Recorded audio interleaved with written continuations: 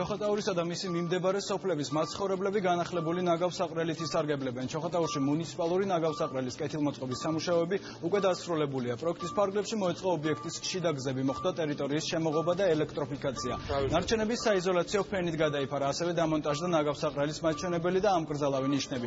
ნაგავსაყრელის კეთილმოწყობის პროექტი სახელმწიფო ბიუჯეტიდან დაფინანსდა და მისმა საერთო ღირებულებამ 65,180 ლარი შეადგინა. რეაბილიტირებული პოლიგონი საქართველოს მყარი ნარჩენების მართვის კომპანიის დირექტორმა გურიის რეგიონის გუბერნატორთან ერთად დაათვალიერა.